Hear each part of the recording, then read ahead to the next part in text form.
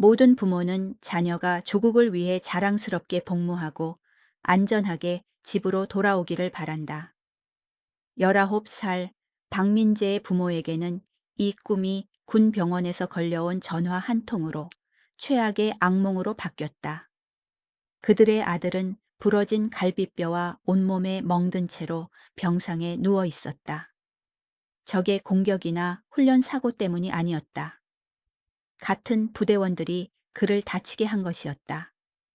하지만 여단장 최수진 소령은 이를 재빨리 일반적인 사고로 분류하고 입을 다물라고 지시했다. 몇 년 동안 이런 식으로 처리해왔다.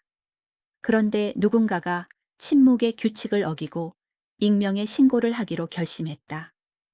부대 정문에 검은색 군용 지프들이 나타났을 때 최수진 소령은 일상적인 검사라고 생각했다. 그러다 첫 번째 차에서 7락 07부대 출신의 전설적인 베테랑 김재화 대령이 내렸다. 그녀의 손에는 최소령이 다시는 듣지 않기를 바랐던 파일이 들려 있었다. 단 하루 만에 일어난 일은 단순한 검사가 아니었다. 가해자 대신 피해자를 보호해온 은폐 시스템 전체의 해체였다. 가면이 벗겨지고 수년간 은폐되어 온 사건들이 드러났으며 최고 지휘관까지 전화가 걸려갔다. 하지만 가장 충격적인 것은 아직 오지 않았다.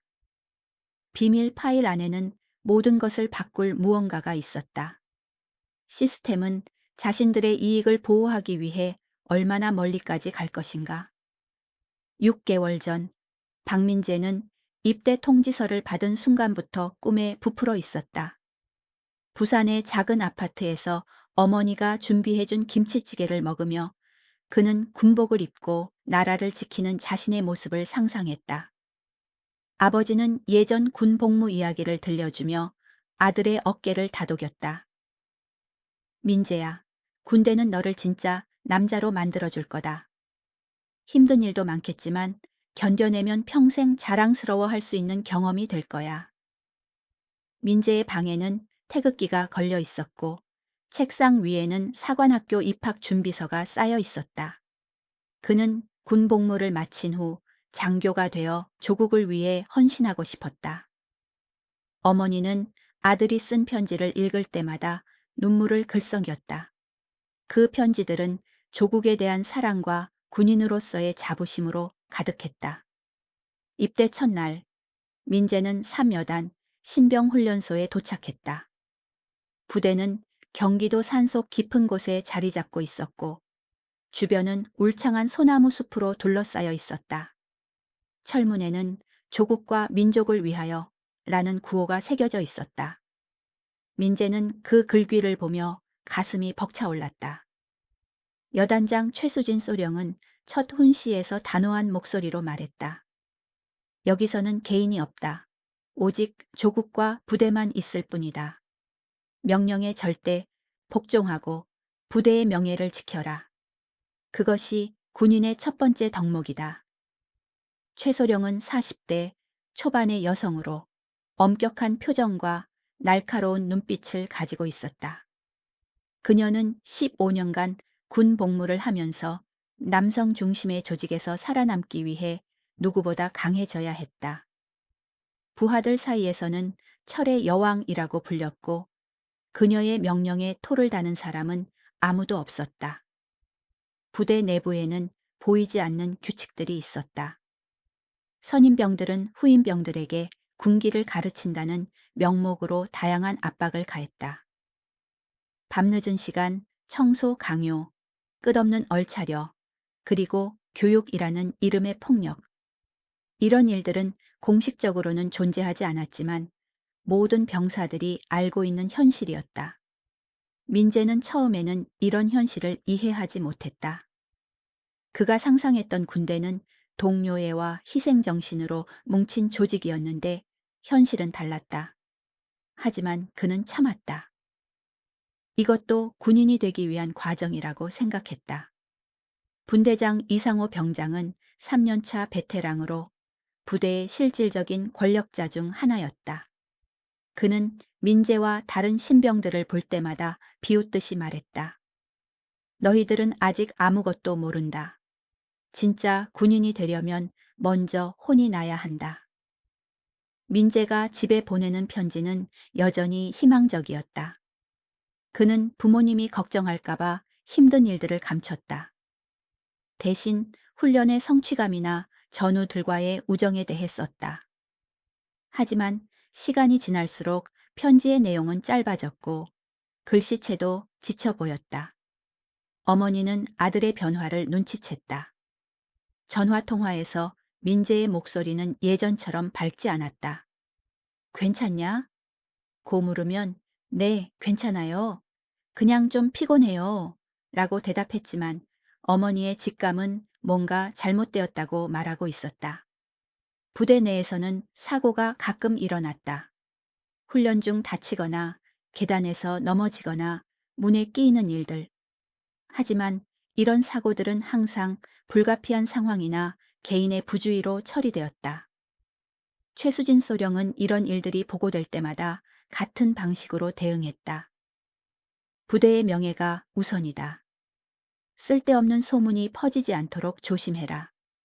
군인은 작은 상처 정도는 견뎌야 한다. 이런 분위기 속에서 병사들은 입을 다물었다. 진실을 말하는 것보다 침묵하는 것이 더 안전했다. 그리고 누구도 이 시스템에 도전할 생각을 하지 않았다. 하지만 민재의 경우는 달랐다. 그가 당한 일은 작은 상처의 범위를 훨씬 넘어선 것이었다. 그리고 이번에는 누군가가 침묵을 깨뜨릴 준비를 하고 있었다. 민재가 마지막으로 집에 보낸 편지에는 이런 문장이 있었다. 어머니, 제가 상상했던 군대와는 많이 달라요. 하지만 제가 여기서 무엇을 배워야 하는지 이제 알 것 같아요. 진짜 용기가 무엇인지 말이에요. 그는 그때 이미 무슨 일이 일어날지 예감하고 있었을지도 모른다. 그날 밤은 평소와 다르지 않게 시작되었다. 저녁 점호가 끝나고 병사들은 각자의 침상으로 돌아갔다. 민재는 어머니에게 보낼 편지를 쓰고 있었다. 형광등 불빛 아래서 그의 얼굴에는 고향에 대한 그리움이 어려 있었다. 오늘 훈련에서 사격수를 배웠어요. 처음에는 무서웠지만 이제 조금씩 익숙해지고 있어요. 그때 이상호 병장이 다른 선임병들과 함께 다가왔다. 그들의 얼굴에는 평소와 다른 험악한 기색이 어려 있었다. 민재는 펜을 멈추고 고개를 들었다. 박민재, 너 오늘 점검에서 실수했다면서? 실수요? 저는 규정대로 했는데요. 이상호의 얼굴이 일그러졌다. 규정대로? 네가 감히 나한테 대드는 거야? 신병 주제에? 민재는 무슨 일인지 이해할 수 없었다. 오늘 점검에서 그는 모든 것을 완벽하게 준비했다. 침구는 각도에 맞춰 정돈되었고 개인 장비도 깔끔하게 정리되어 있었다. 하지만 이상호는 화가 나 있었고 그 이유는 점검과는 전혀 관계없는 것 같았다. 일어나. 민재가 천천히 일어서자 이상호가 그의 가슴을 밀었다. 민재는 뒤로 비틀거렸다. 너 같은 놈들 때문에 부대 기강이 해이해지는 거야. 오늘 제대로 교육시켜 줄 테니까 각오해. 다른 병사들은 모두 고개를 숙이고 있었다. 누구도 말리려 하지 않았다. 이런 일은 이 부대에서 종종 일어나는 일이었고 개입하면 자신도 표적이 될 수 있다는 것을 모두가 알고 있었다. 저는 잘못한 게 없습니다. 민재의 목소리는 떨리고 있었지만 여전히 당당했다. 이것이 이상호를 더욱 분노하게 만들었다. 뭐라고? 네가 뭘 잘못했는지 모른다고? 첫 번째 주먹이 민재의 복부에 꽂혔다. 민재는 숨을 쉴 수 없었고 무릎을 꿇었다. 하지만 이것은 시작에 불과했다. 이게 군대야, 박민재. 여기서는 네 아버지도 어머니도 널 지켜줄 수 없어. 두 번째, 세 번째 주먹이 이어졌다. 다른 선임병들도 가세했다. 민재는 바닥에 쓰러져 몸을 웅크렸지만 그들은 멈추지 않았다. 발길질이 이어졌고 민재의 갈비뼈에 날카로운 통증이 퍼졌다. 제발 그만해 주세요. 민재의 목소리는 이제 간청하는 소리였다. 하지만 이상호는 더욱 잔인해졌다. 그만하라고? 네가 언제까지 응석바디로 살 건데? 여기서는 강한 놈만 살아남는다. 폭행은 30분 동안 계속되었다. 그 시간 동안 생활관에 있던 다른 병사들은 모두 침묵했다. 몇몇은 고개를 돌리고 눈을 감았다. 한 명은 화장실로 피했다. 그리고 한 명, 김태현 2등병은 구석에서 모든 것을 지켜보며 주먹을 꽉 쥐고 있었다. 마침내 이상호가 손을 멈췄을 때 민재는 바닥에 쓰러져 움직이지 않았다. 그의 입에서 피가 흘러나왔고 숨소리는 거칠고 얕았다. 기억해둬, 박민재.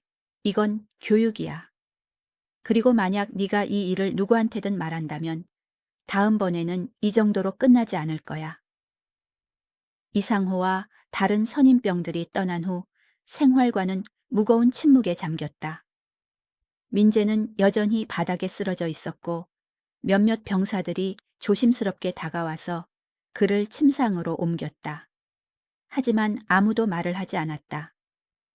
새벽 5시 기상 나팔이 울렸을 때 민재는 의식을 잃은 채로 발견되었다. 그를 발견한 것은 내무반 정리를 하러 온 당직병이었다. 급히 의무실로 옮겨졌지만 상태가 심각해서 곧바로 근처 군병원으로 이송되었다. 소식을 들은 최수진 소령은 즉시 의무실로 달려왔다. 그녀의 첫 번째 관심사는 민재의 안전이 아니라 사건의 은폐였다.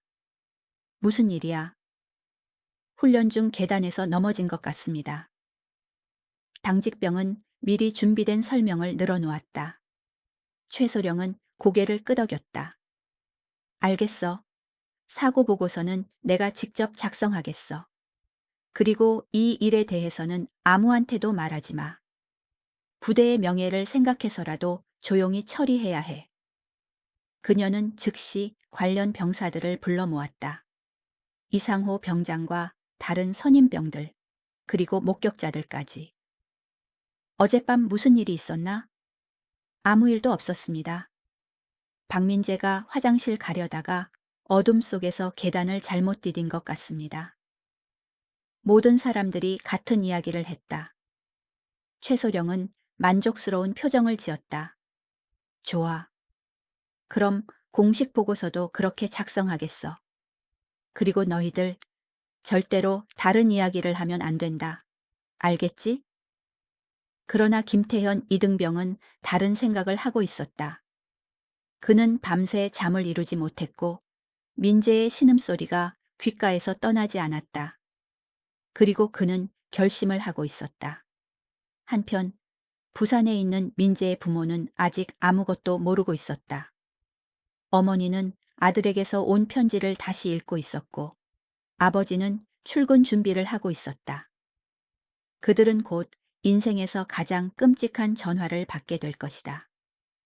병원에서 민재는 중환자실에 누워 있었다. 의사는 심각한 표정으로 그의 상태를 점검했다. 부러진 갈비뼈, 내부 출혈, 그리고 뇌진탕. 이것은 단순한 낙상으로 생길 수 있는 부상이 아니었다. 하지만 공식 기록에는 훈련 중 계단 추락 사고라고 적힐 예정이었다. 전화벨 소리가 부산의 작은 아파트에 울려 퍼졌다. 오전 10시 박민재의 어머니 이영숙은 빨래를 개고 있었다. 아들이 입던 교복을 만지며 군대에서 얼마나 잘 지내고 있을까 생각하고 있던 참이었다. 여보세요? 박민재 이등병의 보호자시죠? 저는 국군수도병원 간호사입니다. 순간 이영숙의 손에서 옷가지가 떨어졌다. 군병원에서 전화가 왔다는 것은 좋은 소식일 리 없었다. 무슨 일입니까? 아드님이 훈련 중 사고를 당해서 현재 저희 병원에 입원해 계십니다. 상태는 안정적이지만 가족분이 오셔야 할 것 같습니다. 이영숙은 온 몸이 떨렸다. 얼마나 심한가요? 생명에는 지장이 없나요? 자세한 것은 오셔서 의사 선생님과 상담하시는 게 좋겠습니다. 전화를 끊은 후 이영숙은 급히 남편 박철수에게 연락했다. 공장에서 일하던 박철수는 아내의 다급한 목소리를 듣고 곧바로 조퇴를 했다. 부부는 서울로 향하는 기차에 몸을 맡겼다. 3시간의 여행 동안 그들은 한마디도 하지 못했다. 병원에 도착한 부모는 중환자실에 누워있는 아들을 보고 충격을 받았다.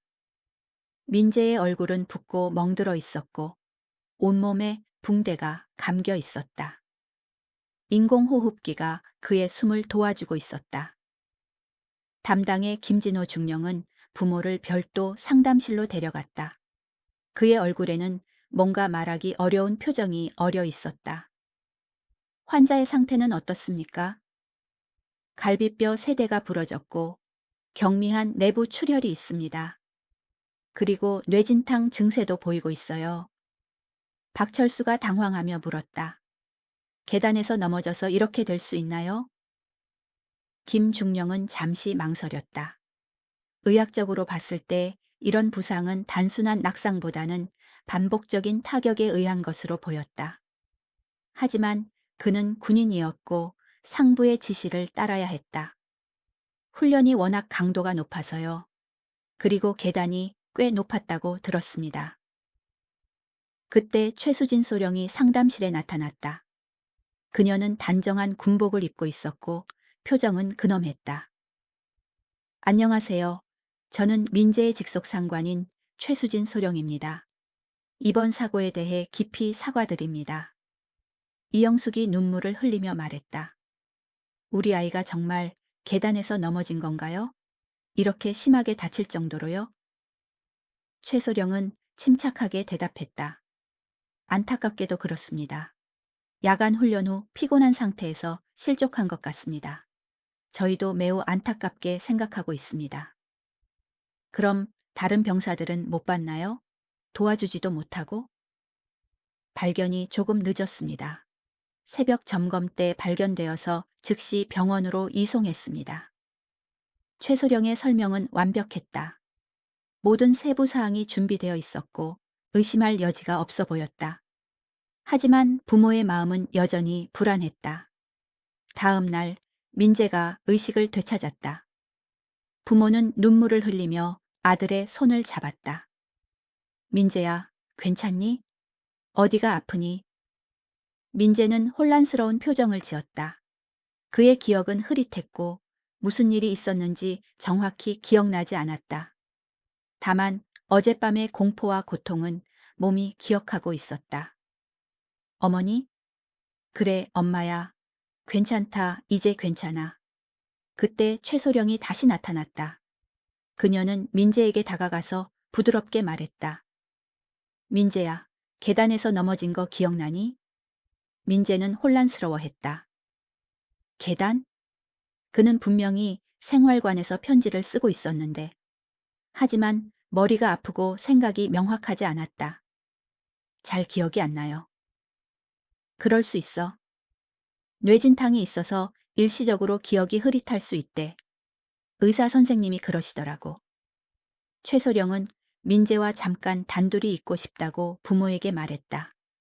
부모가 나간 후 그녀는 민재에게 더 가까이 다가갔다. 민재야, 네가 무슨 생각을 하든 상관없어. 하지만 기억해둬. 넌 계단에서 넘어진 거야. 다른 일은 없었어. 알겠지? 민재의 눈에 두려움이 스쳤다. 그는 무언가를 기억하려 했지만 최소령의 날카로운 시선이 그를 압박했다. 만약 다른 얘기를 한다면 내 동기들이 힘들어질 수도 있어. 그리고 너도 마찬가지고. 민재는 고개를 끄덕였다. 비록 기억이 명확하지 않았지만 그 위협적인 톤은 이해할 수 있었다. 한편 김진호 중령은 진료 기록을 작성하면서 고민에 빠져 있었다. 환자의 부상 패턴은 그가 지금까지 본 낙상 사고와는 달랐다. 하지만 그는 최소령으로부터 명확한 지시를 받았다. 훈련 중 계단 추락으로 인한 복합 외상. 그는 펜을 들고 망설였다가 결국 그렇게 기록했다. 그 순간 그는 의사로서의 양심과 군인으로서의 의무 사이에서 갈등했지만 결국 후자를 선택했다. 부모는 며칠을 병원에 머물며 아들을 돌봤다. 하지만 그들의 마음 한구석에는 여전히 의문이 남아 있었다. 아들의 상처가 정말 단순한 낙상으로 생긴 것일까? 박철수는 아들의 동료들을 만나보고 싶다고 했지만 최소령은 부대 보안상 어렵다며 정중히 거절했다. 모든 것이 통제되고 있었다. 김태현 이등병은 사흘째 제대로 잠을 이루지 못했다. 민재가 병원으로 실려간 후 부대는 평소와 다름없이 돌아갔다. 하지만 그에게는 모든 것이 달라 보였다.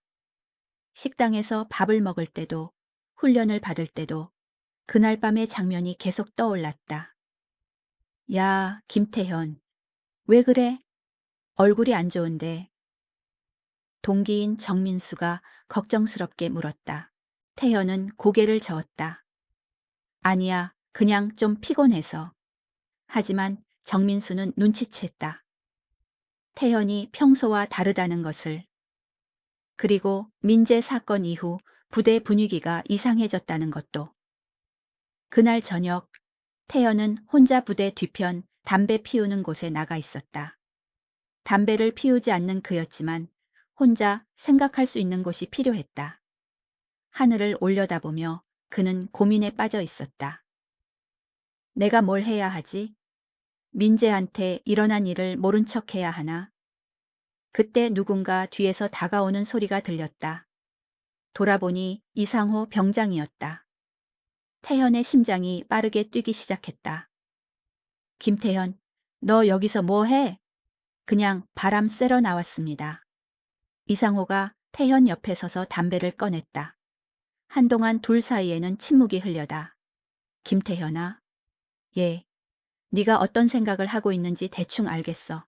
하지만 쓸데없는 생각은 하지 마. 박민재한테 일어난 일은 사고야. 그것 말고는 아무것도 아니라고. 태현은 대답하지 않았다. 이상호가 계속 말했다. 여기서 살아남으려면 입을 다물 줄 알아야 해.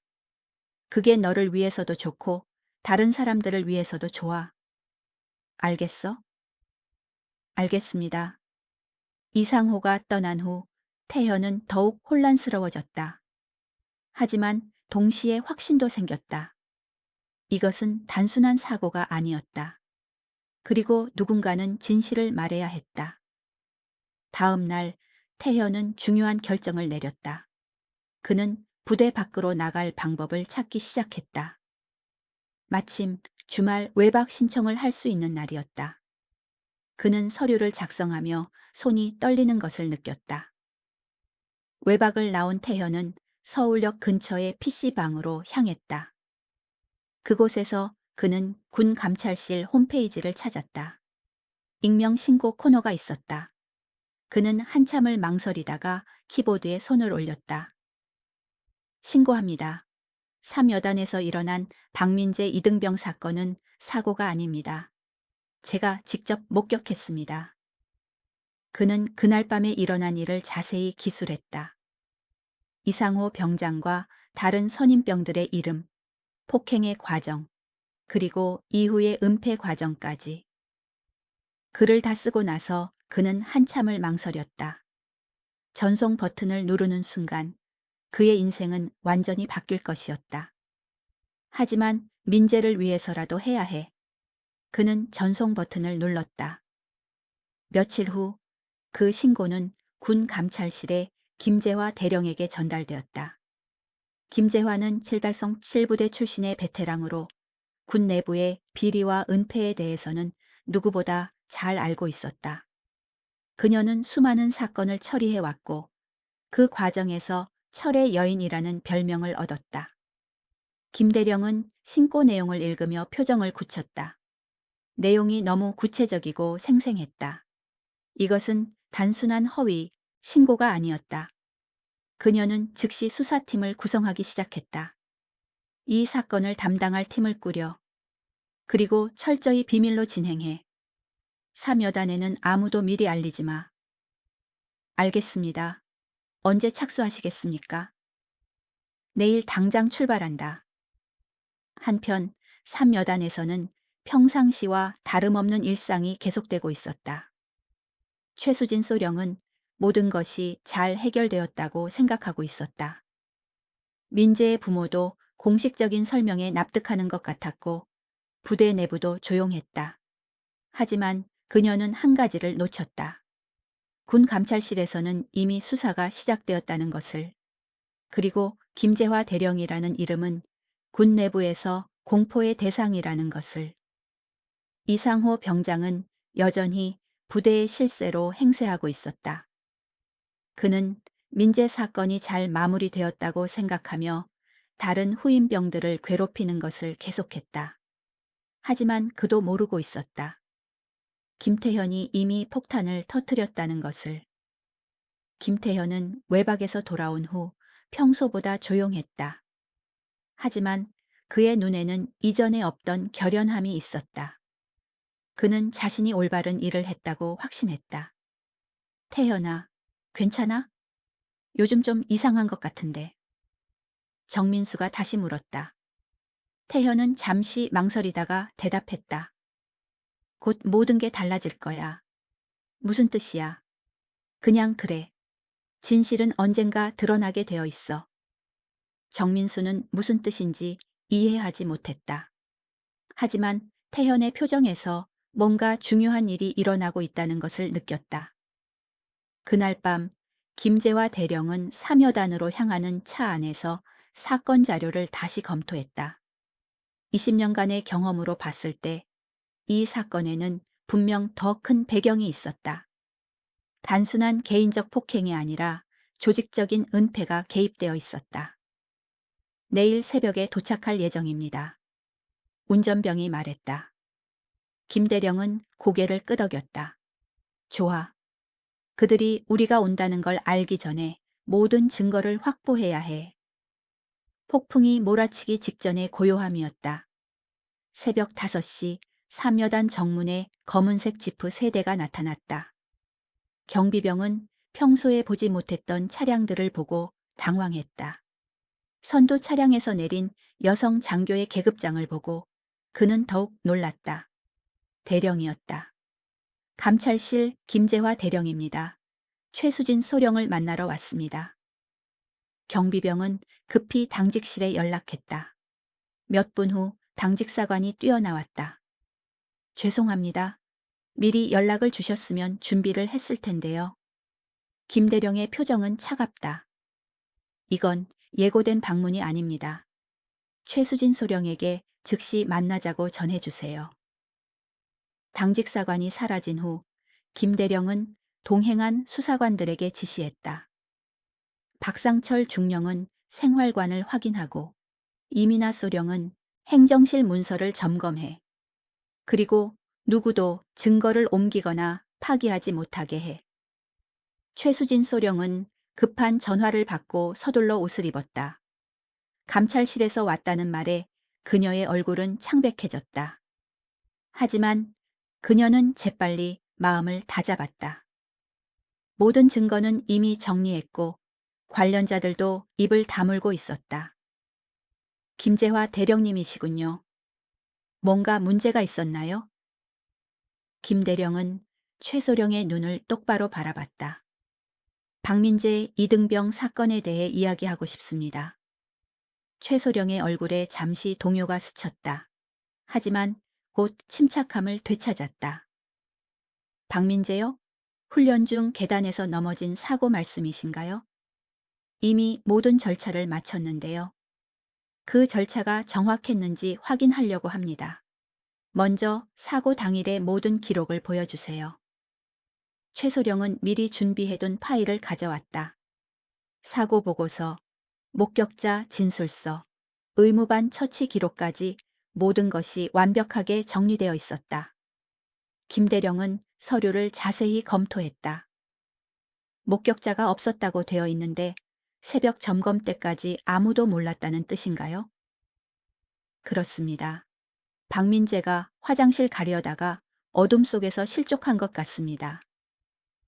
그럼 CCTV 기록은 어디 있나요? 최소령은 잠시 망설였다.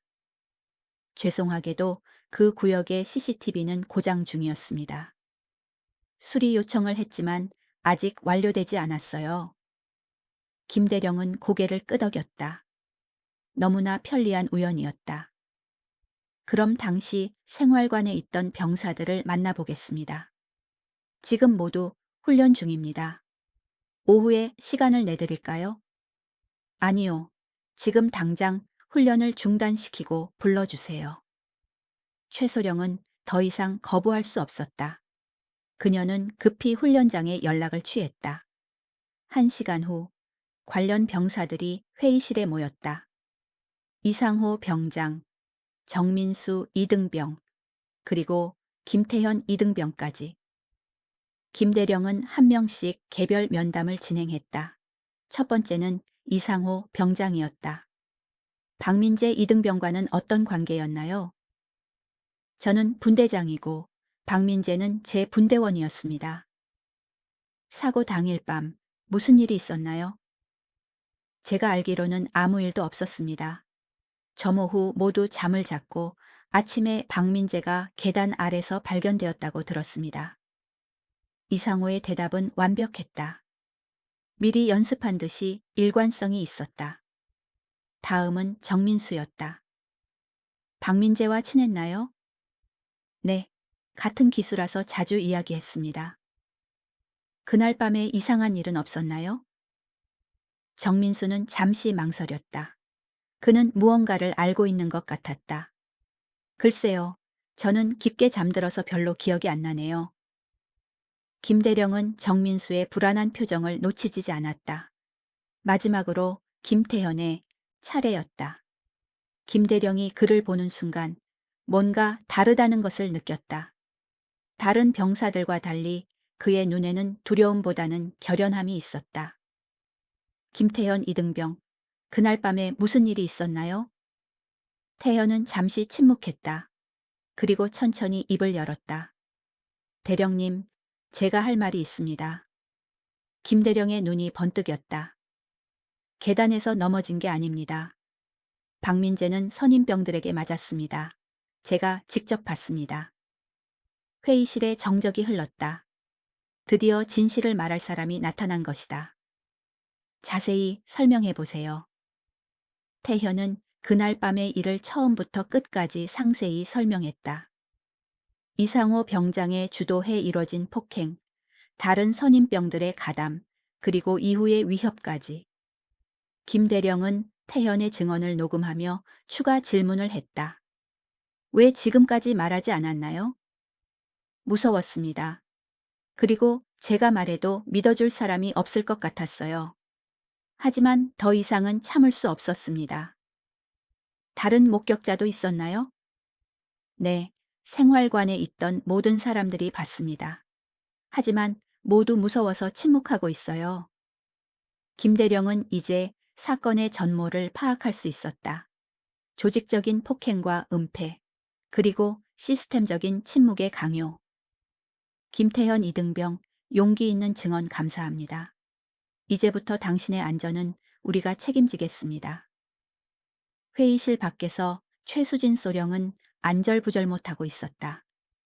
태현이 말하고 있는 시간이 너무 길었다. 뭔가 잘못되고 있다는 직감이 들었다. 김대령이 회의실에서 나왔을 때 최소령의 얼굴은 창백했다. 최수진 소령, 이제 진짜 이야기를 해볼까요? 최소령은 여전히 시치미를 떤 생각이었다. 무슨 말씀이신지요? 박민재 2등병에게 일어난 일은 사고가 아닙니다. 조직적인 폭행이었고 당신은 그것을 은폐했습니다. 그건 사실이 아닙니다. 증거가 있나요?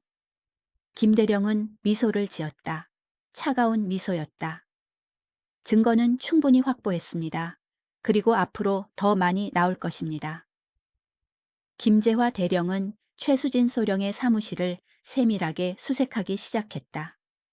동행한 박상철 중령과 이민아 소령이 각각 다른 구역을 담당했다. 김대령은 오랜 경험으로 은폐된 증거를 찾아내는데 능숙했다.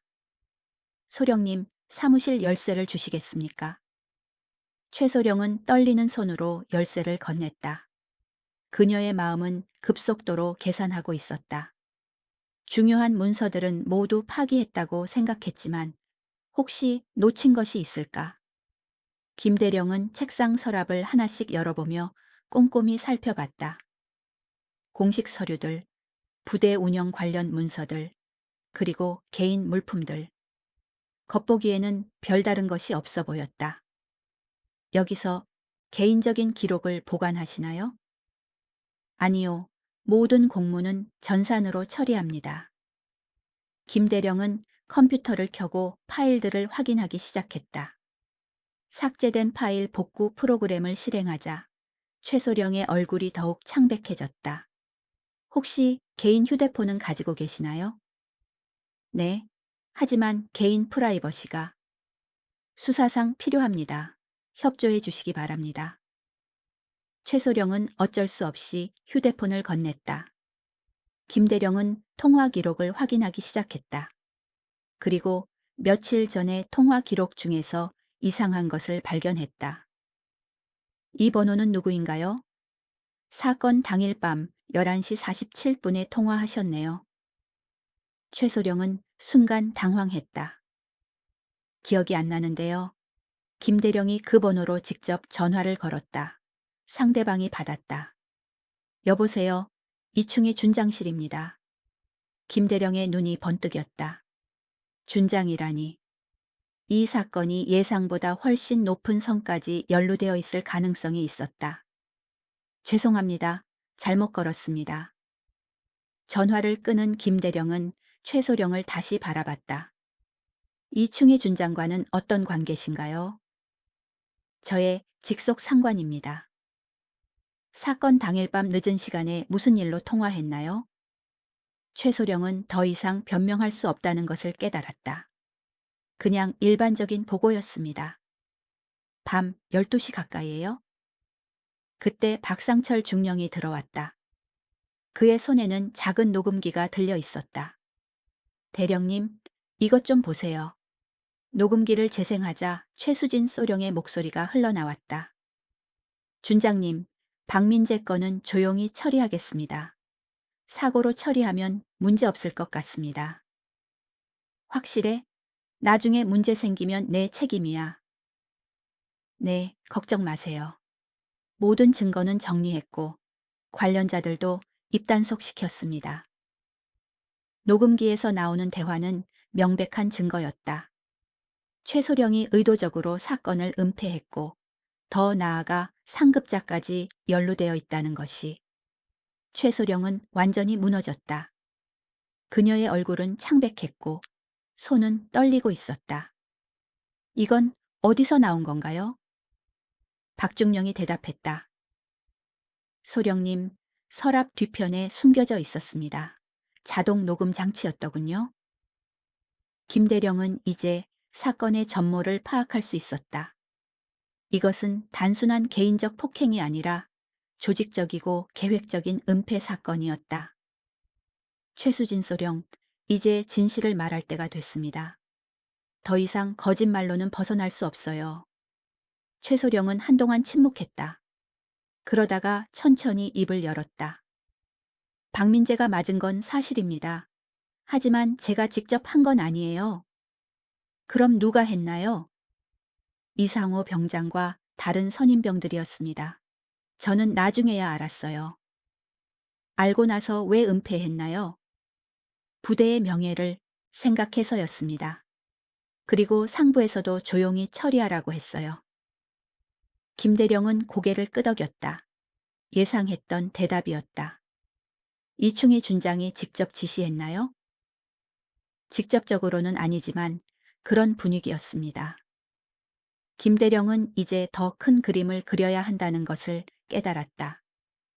이 사건은 3여단만의 문제가 아니라 군 전체의 시스템적 문제였다. 관련된 다른 사건들도 있나요? 최소령은 잠시 망설이다가 대답했다.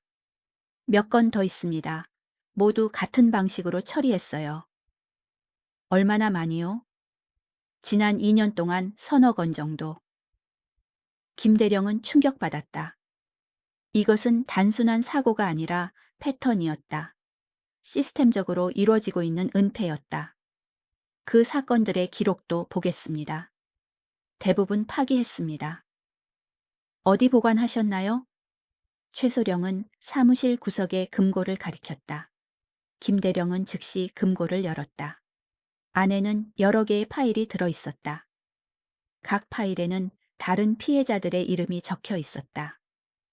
이정호 일병, 김상우 이등병, 박영식 상병. 모두 사고로 처리된 사건들이었다. 하지만 실제로는 폭행이나 괴롭힘의 결과였다. 이 모든 사건이 같은 방식으로 은폐됐나요? 네, 그렇습니다. 김대령은 분노를 느꼈다. 이것은 개인의 일탈이 아니라 조직적인 범죄였다. 그리고 얼마나 많은 젊은이들이 이 시스템의 희생양이 되었는지 상상하기도 끔찍했다. 최수진 소령, 당신은 체포됩니다. 증거인멸, 허위 보고서 작성, 그리고 조직적 은폐 혐의로. 최소령은 더 이상 저항하지 않았다. 그녀도 이제 끝이라는 것을 알고 있었다. 김대령은 즉시 상급기관에 보고했다. 이 사건은 이제 3여단을 넘어서 정운적인 문제로 확대될 것이었다. 박상철 중령, 즉시 서울로 가서 이충희 준장을 조사하세요. 그리고 이민아 소령은 관련된 모든 병사들을 보호 조치하세요. 수사는 이제 새로운 국면에 접어들었다. 그리고 김재화 대령은 이것이 시작에 불과하다는 것을 알고 있었다. 김재화 대령이 최수진 소령의 금고에서 발견한 파일들을 자세히 검토하던 중 그녀의 눈에 이상한 것이 띄었다. 가장 아래쪽에 있던 파일 하나가 다른 것들과 달랐다. 표지에는 기밀, 최고 등급이라는 도장이 찍혀 있었다. 이 파일은 뭡니까? 최수진 소령은 그 파일을 보고 얼굴이 더욱 창백해졌다. 그건 제가 관리할 권한이 없는 파일입니다. 그럼 누가 관리하나요? 직접 위에서 내려온 지시였습니다. 김대령은 파일을 열었다. 안에는 놀라운 내용이 들어 있었다. 프로젝트 침묵이라는 제목의 문서였고 전국 각지의 부대에서 일어난 사건들을 체계적으로 은폐하는 매뉴얼이 적혀 있었다. 문서에는 구체적인 지침들이 상세히 기술되어 있었다. 1단계. 사고로 위장하기 위한 현장 조작. 2단계. 목격자들의 입단속 및 위협. 3단계. 의료진 협조 확보. 4단계. 언론 차단 및 가족 회유. 5단계. 책임자 보호 및 사후 관리. 김대령은 충격을 받았다. 이것은 개별 부대의 문제가 아니라 정운 차원에서 조직적으로 이루어지고 있는 시스템이었다. 이 매뉴얼은 언제부터 사용됐나요? 3년 전부터입니다. 군 이미지 실추를 방지하기 위한 특별 지침이라고 했어요. 김대령은 문서를 더 자세히 읽었다. 그리고 가장 충격적인 부분을 발견했다. 문서 마지막 페이지에는 승인자의 서명이 있었다. 승인, 국방부 차관 정한석. 이것은 단순히 부대 차원의 문제가 아니었다. 국방부 최고위층까지 연루된 거대한 은폐 시스템이었다. 최수진 소령, 이 지침을 따라 얼마나 많은 사건을 은폐했나요? 정확히는 모르겠습니다.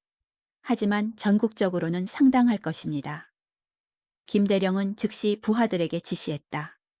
이 문서를 즉시 복사해서 안전한 곳에 보관하세요. 그리고 국방부 감찰실과 검찰에 즉시 보고하세요. 그때 최소령이 갑자기 말했다. 대령님, 조심하세요.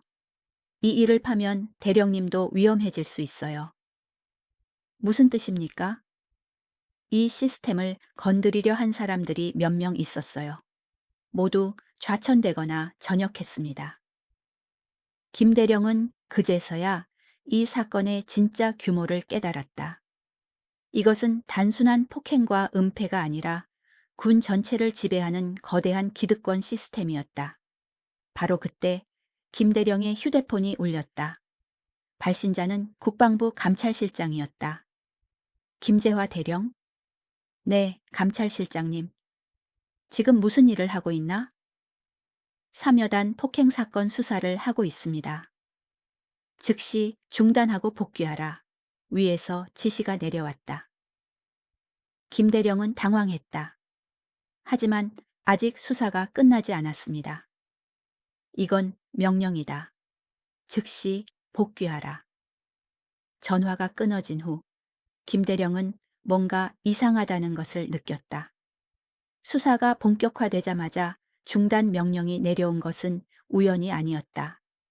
박상철 중령이 다가와서 조용히 말했다. 대령님, 이상합니다. 방금 전 부대 밖에서 검은색 승용차들이 대기하고 있다는 보고가 들어왔습니다. 김대령은 즉시 상황을 파악했다. 그들이 무언가 중요한 것을 발견했고 그것 때문에 압력이 들어오고 있는 것이었다. 박중령, 지금까지 수집한 모든 증거를 안전한 곳으로 이송하세요. 그리고 김태현 이등병을 포함한 모든 증인들을 보호해야 합니다. 어떻게 하시겠습니까? 김대령은 결단을 내렸다. 우리는 계속합니다. 명령을 거부하고라도.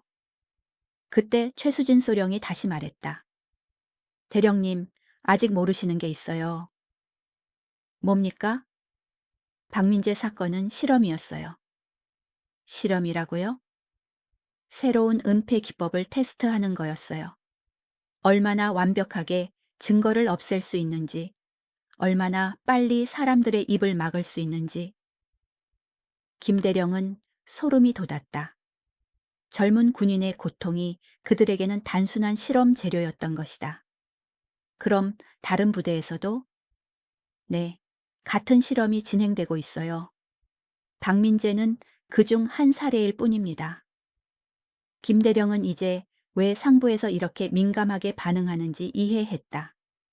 이것은 개별 사건이 아니라 전체 시스템의 핵심이었다. 최소령, 다른 실험 대상자들의 명단도 있나요? 최소령은 고개를 끄덕였다. 컴퓨터에 암호화되어 저장되어 있어요. 김대령은 즉시 컴퓨터를 확인했다. 파일을 열자 충격적인 내용이 나타났다. 전국 50여 개 부대에서 진행된 실험들의 목록이었다. 각각의 사건마다 실험 목적, 방법, 결과가 상세히 기록되어 있었다. 이런 짓이 3년 동안 계속됐다는 말입니까? 네, 그리고 점점 더 정교해지고 있어요.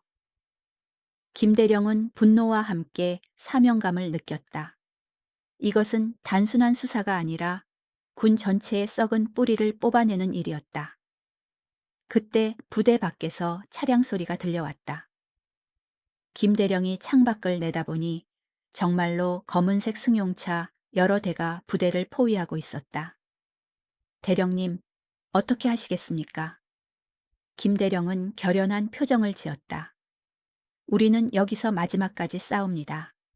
진실을 밝히기 전까지는 한 발짝도 물러서지 않겠어요.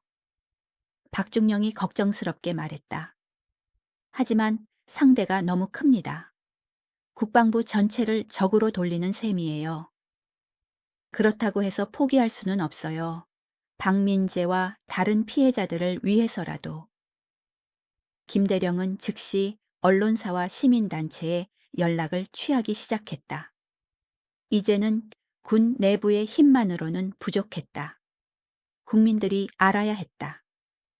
이 모든 증거를 외부로 유출시키세요. 더 이상 그들이 은폐할 수 없도록. 드디어 진짜 전쟁이 시작되었다. 진실 대 권력의 전쟁이. 김재화 대령은 승여단이 완전히 포위되었다는 사실을 깨닫고 즉각 행동에 나섰다. 부대 밖에는 국방부에서 파견된 특별수사팀이 대기하고 있었고 그들의 목적은 분명했다.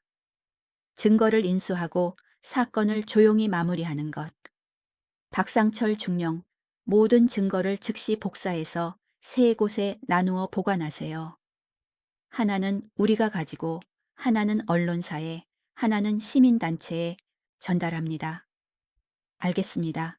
하지만 시간이 부족합니다. 김대령은 시계를 봤다. 오후 3시. 아마 1시간 안에 그들이 들어올 것이었다. 이민아 소령, 김태현 이등병과 다른 증인들을 안전한 곳으로 이송하세요.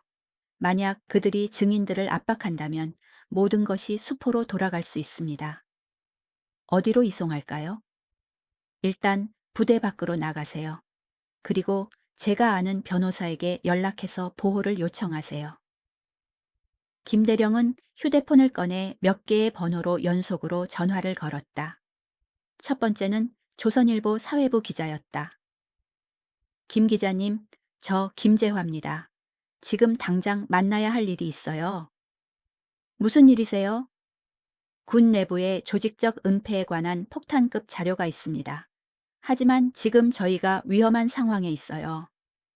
어디서 만날까요? 자료는 이미 전송했습니다. 그리고 오늘 밤 특별 기사로 내보내주세요. 두 번째 전화는 참여연대 군인권센터였다. 저는 군 감찰실 김재화 대령입니다. 긴급히 도움이 필요합니다. 어떤 도움이 필요하신가요? 군 내부 폭력과 조직적 은폐에 관한 증거가 있는데 지금 상부에서 이를 은폐하려고 합니다. 시민사회의 감시가 필요해요. 세 번째 전화는 국정감사를 담당하는 국회 국정감사실이었다. 안녕하세요. 김재화 대령입니다. 긴급 국정감사가 필요한 사안이 있습니다. 한편 최수진 소령은 구금된 상태에서도 계속 증언을 하고 있었다.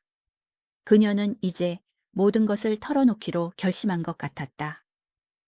대령님, 제가 아는 모든 것을 다 말씀드릴게요. 어차피 이제 숨길 수도 없고요. 계속하세요. 프로젝트 침묵은 3년 전 국방부 정책실에서 시작됐어요. 군 관련 부정적 뉴스가 계속 나오니까 아예 근본적으로 차단하자는 계획이었죠. 구체적으로 어떻게요?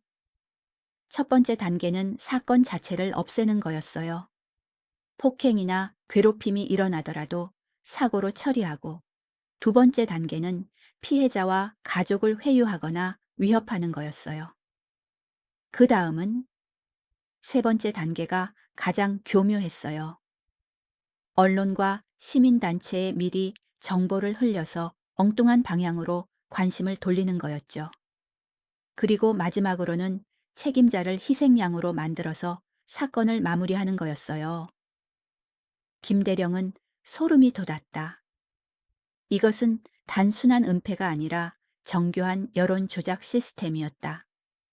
다른 부대 상황은 어떻게 알 수 있나요? 매달 보고회가 있어요. 각 부대별로 처리 현황을 보고하고 성공 사례를 공유하죠. 다음 보고회는 언제인가요? 이번 주 금요일이에요. 국방부에서. 김대령은 계획을 세우기 시작했다. 그 보고회가 모든 것을 끝낼 수 있는 기회였다. 그때 부대 정문에서 소란이 일어났다. 국방부 특별수사팀이 도착한 것이었다. 팀장은 이충희 준장의 직속 부하인 김광수 대령이었다. 김재화 대령은 어디 있나? 당직 사관이 대답했다. 회의실에 계십니다. 김광수 대령이 10여 명의 수사관을 이끌고 회의실로 향했다. 문을 열자 김재화 대령이 차분히 앉아 있었다. 김재화 대령, 국방부 특별수사팀장 김광수 대령이다. 지금부터 이 사건은 우리가 인수한다. 김재화 대령은 침착하게 대답했다. 무슨 권한으로요? 국방부 장관 직명이다. 모든 증거와 용의자를 인계하라. 죄송하지만 거부합니다. 김광수 대령은 당황했다. 뭐라고? 이 사건은 아직 수사가 진행 중이고 명확한 법적 근거 없이는 인계할 수 없습니다.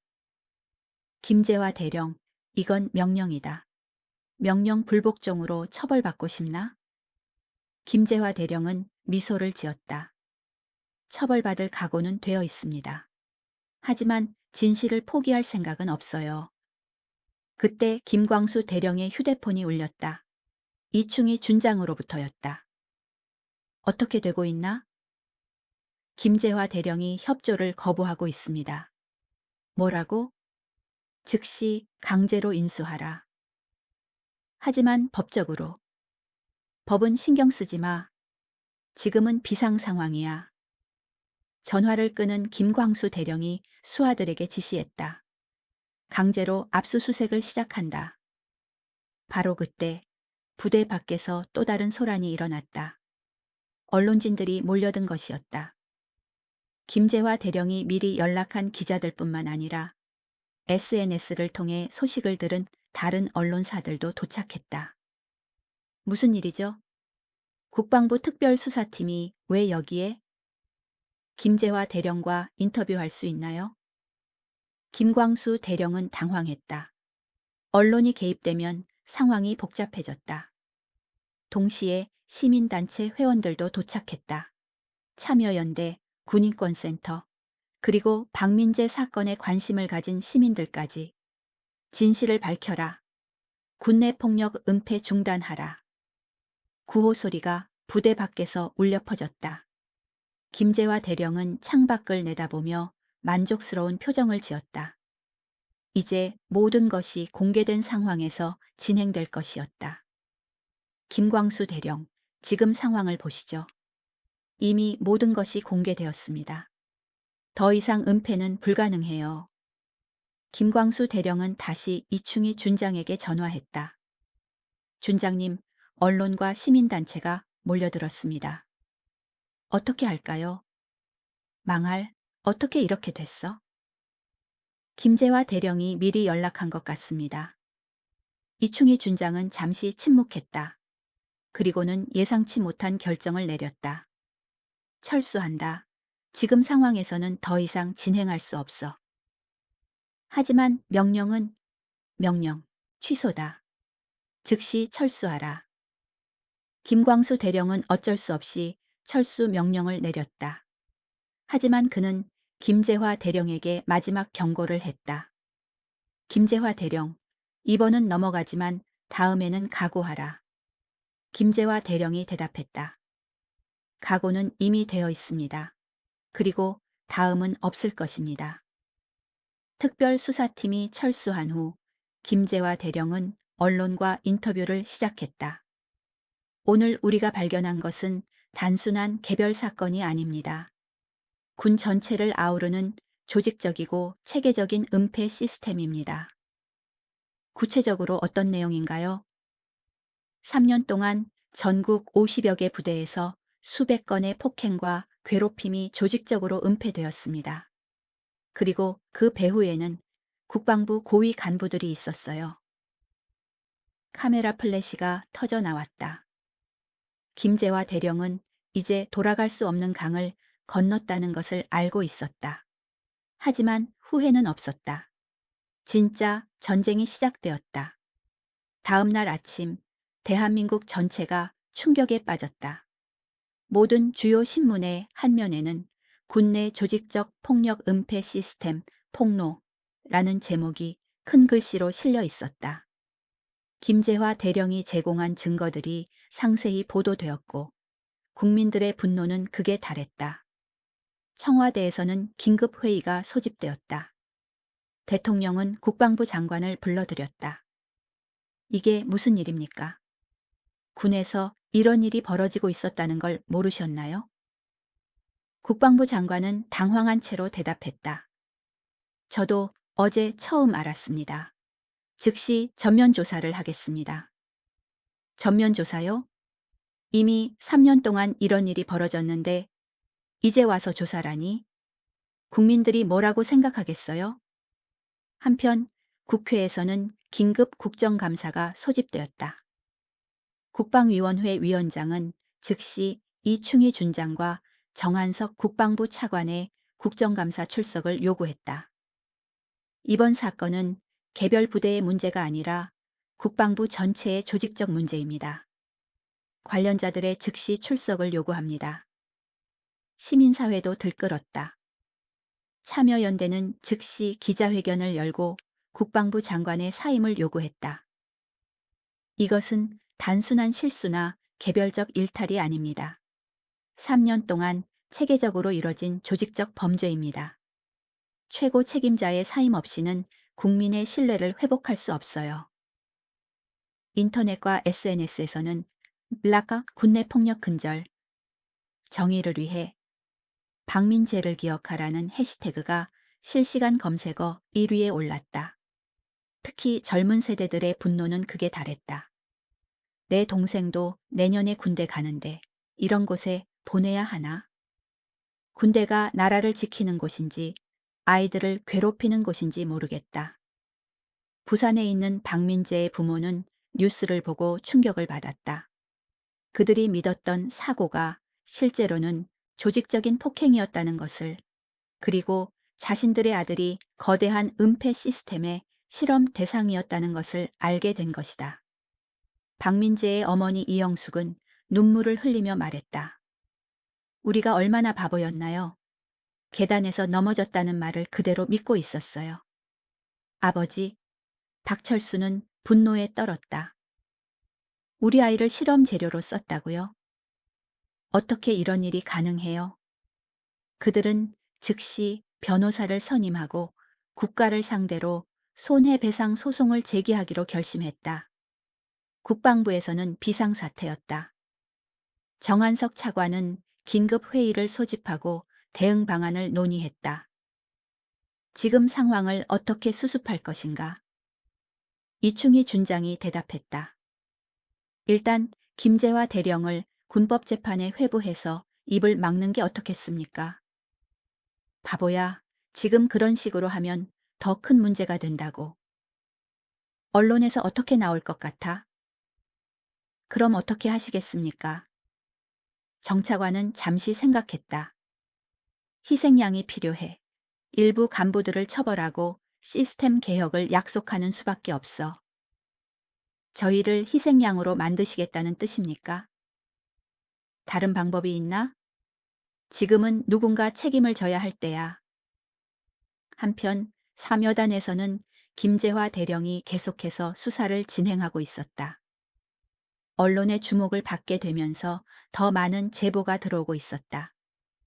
김태현 이등병은 이제 보호를 받으며 추가 증언을 하고 있었다. 대령님, 제가 알기로는 다른 부대에서도 비슷한 일들이 일어나고 있어요. 어떻게 알았나요? 인터넷 커뮤니티에서 보니까 비슷한 경험을 한 사람들이 많더라고요. 모두 사고로 처리됐지만 실제로는 폭행이었던 경우들이요. 김대령은 고개를 끄덕였다. 그 사람들과 연락이 닿나요? 네, 몇 명과는 이미 연락을 취했습니다. 모두 증언할 의사가 있다고 해요. 이제 사건은 개별 부대를 넘어서 전국적인 문제로 확산되고 있었다. 오후 3시 국방부에서 긴급 기자회견이 열렸다. 국방부 장관이 직접 나서서 입장을 발표했다. 국민 여러분께 깊이 사과드립니다. 일부 부대에서 발생한 부적절한 사건들이 제대로 처리되지 못한 점에 대해 무거운 책임을 느낍니다. 기자들의 질문이 쏟아졌다. 장관님, 이것이 일부 부대의 문제가 아니라 시스템적 문제라는 증거가 나왔는데요. 조직적 은폐 매뉴얼의 존재에 대해서는 어떻게 설명하시겠습니까? 장관은 답변에 궁지에 몰렸다. 이제 더 이상 은폐할 수 없다는 것이 명백했다. 진실의 힘이 거대한 권력 구조를 흔들기 시작했다. 사건이 공론화된 지 일주일 후 국회 국정감사장은 전 국민의 주목을 받는 역사적 현장이 되었다. 이충희 준장과 정한석 차관이 증인으로 출석했고 김재화 대령도 참고인으로 출석했다. 국정감사 시작과 함께 국방위원장이 엄중한 목소리로 말했다. 오늘 이 자리는 대한민국 군의 미래를 결정하는 중요한 자리입니다. 국민들이 지켜보고 있으니 거짓 없는 증언을 해주시기 바랍니다. 첫 번째 증인은 이충희 준장이었다. 그는 긴장한 표정으로 증언대에 앉았다. 준장님, 프로젝트 침묵에 대해 알고 계셨나요? 저는 직접적으로 관여한 바가 없습니다. 국정감사위원이 서류를 들어 보였다. 그런데 여기 준장님이 최수진 소령과 나눈 통화 기록이 있는데요. 조용히 처리하라고 지시하셨다고 나와 있습니다. 이 준장은 당황했다. 그것은 일반적인 업무 지시였습니다. 일반적인 업무 지시가 밤 12시에 이뤄지나요? 그것도 폭행 사건 당일 밤에요? 이 준장은 더 이상 변명할 수 없었다. 저는 상부의 지시를 따른 것뿐입니다. 상부라면 누구를 말씀하시는 건가요? 이 준장은 정한석 차관을 바라봤다. 그리고 천천히 입을 열었다. 정한석 차관님의 지시였습니다. 순간 감사장이 술렁였다. 차관급 고위 간부의 직접적 연루가 공개적으로 인정된 순간이었다. 다음은 정한석 차관의 차례였다. 그는 여전히 당당한 표정을 유지하려 했지만 눈빛에는 불안함이 어려 있었다. 차관님, 방금 이 준장의 증언을 들으셨습니다. 프로젝트 침묵을 직접 지시하신 게 사실인가요? 그런 프로젝트는 존재하지 않습니다. 단지 군의 이미지 관리를 위한 일반적인 지침이었을 뿐입니다. 국정감사위원이 문서를 꺼내 들었다. 그럼 이 문서는 뭡니까? 차관님의 서명이 들어있는 프로젝트 침묵 승인서입니다. 정 차관은 문서를 보고 얼굴이 창백해졌다. 그는 몇 초간 말을 잇지 못했다. 이것은 제가 내용을 제대로 검토하지 못하고 서명한 것 같습니다. 3년 동안 50여 개 부대에서 시행된 프로젝트를 내용도 모르고 승인하셨다는 말씀입니까? 저는 세부적인 내용까지는 알지 못했습니다. 국정감사위원이 목소리를 높였다. 차관님, 지금 국민들이 지켜보고 있습니다. 수백 명의 젊은 군인들이 이 시스템 때문에 고통받았어요. 그런데도 모르쇠로 일관하시겠습니까? 정 차관은 더 이상 버틸 수 없었다. 죄송합니다. 제가 잘못 판단했습니다. 마침내 김재화 대령의 증언 차례가 왔다. 그녀는 당당한 걸음으로 증언대에 올랐다. 김재화 대령님, 오늘까지의 수사 결과를 말씀해 주세요. 김 대령은 준비해온 자료를 정리하며 말했다. 지금까지의 조사 결과 전국 오숑 2개 부대에서 총 3맴 7건의 폭행과 괴롭힘 사건이 조직적으로 은폐된 것으로 확인되었습니다. 감사장이 조용해졌다. 예상보다 훨씬 큰 규모였다. 이 중에서 실제로 병원 치료를 받은 사례는 143건, 정신과 상담이 필요했던 사례는 201건입니다. 그리고 극단적 선택을 한 사례도 12건이 있었습니다. 국정감사위원이 충격받은 표정으로 물었다. 극단적 선택까지 있었다는 말입니까? 네, 그렇습니다. 모두 개인적 문제로 처리되었지만 실제로는 부대 내 폭력과 직접적 연관이 있었습니다. 김 대령은 계속해서 증언했다. 이 시스템의 가장 큰 문제는 피해자를 보호하는 것이 아니라 가해자와 조직을 보호하는 데 초점이 맞춰져 있다는 것입니다. 구체적으로 어떤 방식이었나요? 피해자에게는 부대를 위해서, 동료들을 위해서라는 명목으로 침묵을 강요했습니다. 그리고 가해자들에게는 형식적인 징계만 내렸을 뿐 실질적인 처벌은 없었어요. 국정감사위원장이 마지막 질문을 했다. 김 대령님, 이 문제를 해결하기 위해서는 무엇이 필요하다고 생각하십니까? 김 대령은 잠시 생각한 후 또렷한 목소리로 대답했다. 첫째, 관련된 모든 간부들의 전면 교체가 필요합니다. 둘째, 피해자 중심의 신고 시스템을 만들어야 합니다. 셋째, 외부 감시기구의 정기적인 점검이 필요합니다. 마지막으로 하고 싶은 말씀이 있으시다면? 김 대령은 박민재와 다른 피해자들을 생각하며 말했다. 군대는 젊은이들이 나라를 위해 헌신하는 곳입니다. 그런 곳에서 폭력과 억압이 일어나서는 안 됩니다. 오늘 이 자리가 진정한 변화의 시작이 되기를 바랍니다. 감사장의 박수가 울려 퍼졌다. 마침내 진실이 모든 국민 앞에 드러난 순간이었다. 국정감사가 끝난 지 한 달 후 대한민국 군대는 전면적인 변화를 맞이했다. 대통령은 긴급 국무회의를 통해 군내 인권보호 특별법을 제정하도록 지시했고 국방부는 완전히 새로운 시스템을 도입하게 되었다. 정한석 차관은 사임했고 이충희 준장을 비롯한 관련 간부들은 모두 군법재판에 회부되었다. 최수진 소령은 징역 3년을 선고받았고 이상호 병장과 다른 가해자들도 엄중한 처벌을 받았다. 가장 큰 변화는 군내 인권보호위원회의 설립이었다. 이 위원회는 시민사회 인사들과 법조인들로 구성되어 군과 완전히 독립적으로 운영되었다. 모든 신고는 이 위원회를 통해 처리되고 군 내부의 간섭 없이 수사가 진행되었다. 김재화 대령은 새로 신설된 군내 인권보호실 실장으로 임명되었다. 그녀의 첫 번째 업무는 과거 은폐되었던 모든 사건들을 재조사하는 것이었다. 우리는 단 한 건의 억울한 사건도 놓치지 않겠습니다. 모든 피해자들이 정당한 배상과 치료를 받을 수 있도록 하겠어요. 박민재는 6개월간의 치료를 거쳐 완전히 회복되었다. 그는 전역 후 사회복지학과에 진학해서 폭력 피해자들을 돕는 일을 하기로 결심했다. 그의 부모는 국가로부터 정식 사과와 함께 충분한 배상을 받았다. 민재야, 네가 겪은 일이 다른 아이들에게는 일어나지 않을 거야. 어머니 이영숙은 아들을 안으며 말했다. 아버지 박철수는 군내 인권보호위원회의 시민위원으로 활동하기로 했다. 김태현, 이등병은 용기 있는 제보자로 인정받아 국민포상을 받았다. 그는 전역 후 변호사가 되어 군인권 변호를 전문으로 하기로 했다. 제가 경험한 일이 다른 사람들에게는 도움이 되었으면 해요.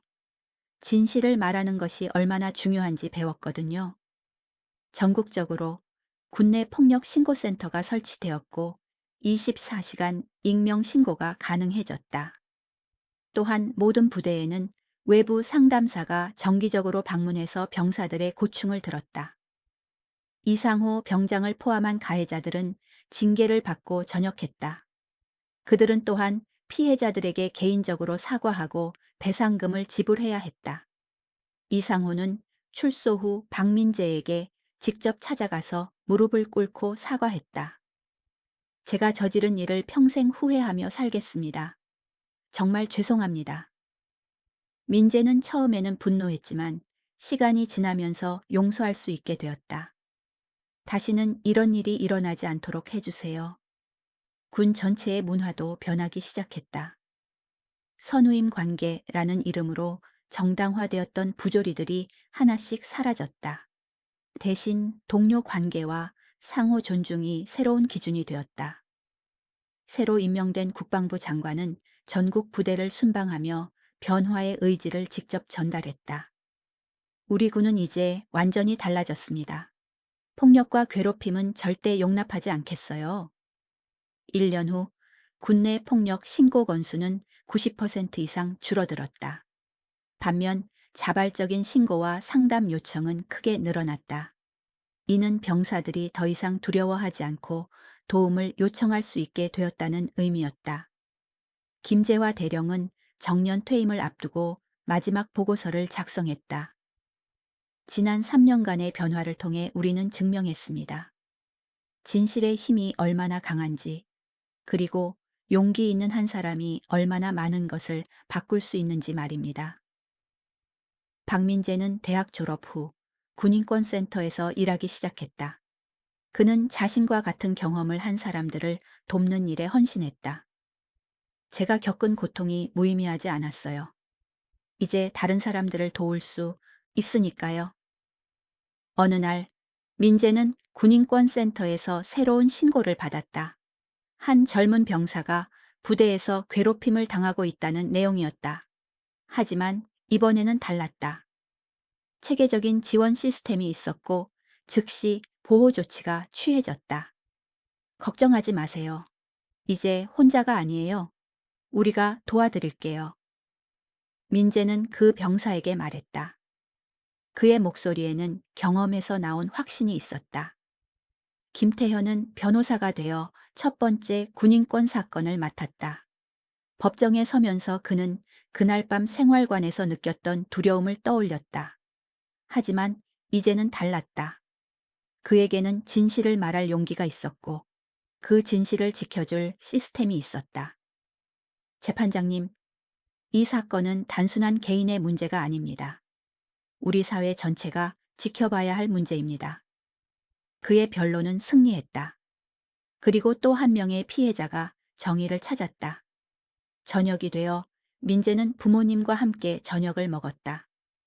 식탁에는 따뜻한 김치찌개가 올라와 있었다. 예전과 똑같은 풍경이지만 모든 것이 달라져 있었다.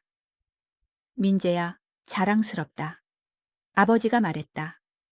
어머니는 아무 말 없이 아들의 그릇에 밥을 더 담아 주었다. 민재는 창밖을 바라보았다. 어둠 속에서도 별빛이 반짝이고 있었다. 그는 생각했다. 때로는 가장 어두운 순간에 가장 밝은 빛이 나타난다고. 그리고 그 빛은 결국 모든 어둠을 밝혀낸다고. 진실은 승리했다. 그리고 그 승리는 영원할 것이었다.